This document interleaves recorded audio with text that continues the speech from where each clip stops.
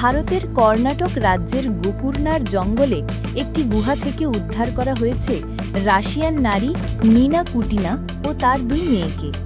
ঘটনার এক সপ্তাহ পরেও কিভাবে তারা সেখানে এলেন, কেনই বা গুহায় বাস করছিলেন, এসব প্রশ্নের উত্তর এখনও পরিষ্কার নয়। 40 বছর বয়সী কুটিনা ও তার 6 ও 5 বছরের দুই মেয়েকে 9 জুলাই পুলিশ উদ্ধার করে। তারা বৈধ কাগজপত্র ছাড়া ভারতে অবস্থান করছিলেন। বর্তমানে তারা বেঙ্গালুরুর কাছাকাছি একটি বিদেশি বন্দী কেন্দ্রে রয়েছেন এবং শিগগিরই তাদের দেশ ছাড়া করা হবে বলে জানিয়েছে কর্তৃপক্ষ। নিনা কুটিনা দাবি করেছেন তিনি ও তার সন্তানরা প্রকৃতির মাঝেই ভালো ছিলেন। এক সাক্ষাৎকারে তিনি বলেন, প্রকৃতি ভালো স্বাস্থ্য দেয়। গোকর্ণার রামতীর্থ পাহাড়ের জঙ্গলে পর্যটকদের নিরাপত্তায় টহল দেওয়ার সময় পুলিশ সদস্যরা গুহাটিতে পৌঁছান। রঙিন কাপড় শুকাতে দেখে গুহার দিকে এগিয়ে যান তারা। গুহার প্রবেশপথ রঙিন শাড়ি দিয়ে ঢেকে রাখা ছিল।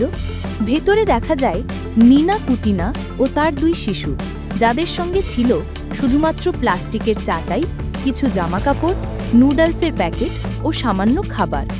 গুহাটি ছিল ঝুঁকিপূর্ণ ও জল চুয়ানো। পুলিশ তাদের হাসপাতালে নিয়ে গেলে তারা সম্পূর্ণ শারীরিকভাবে সুস্থ বলে জানা যায়। কুটিনা বলেছিলেন, জঙ্গলের সাপ আর পশুরা আমাদের বন্ধু, মানুষই বিপজ্জনক। ভারতের বিদেশি নিবন্ধন অফিস সূত্রে জানা যায়, নিনা কুটিনা একজন রাশিয়ান নাগরিক।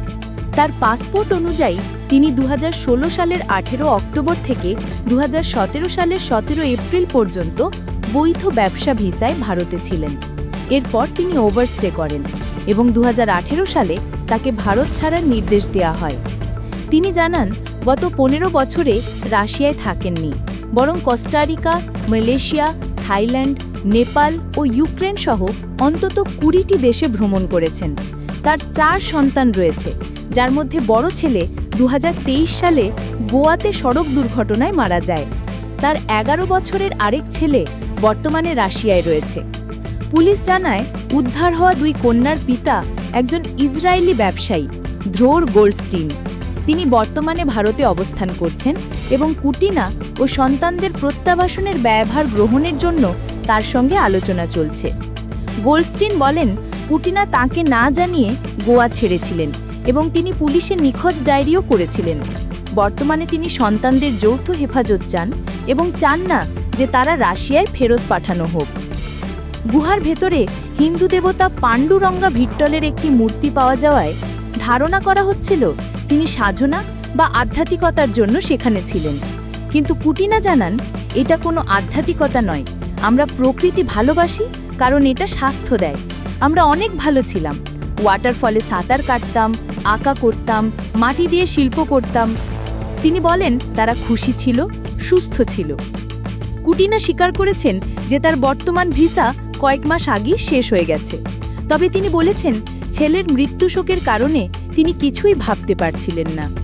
ভারতের সরকারি কর্মকর্তারা বলছেন, রাশিয়ান কনসুলেটের সঙ্গে যোগাযোগ করে যথাযথ প্রক্রিয়ায় কুটিনা ও তার সন্তানদের দেশ ছাড়া করা হবে বলে জানানো হয়েছে।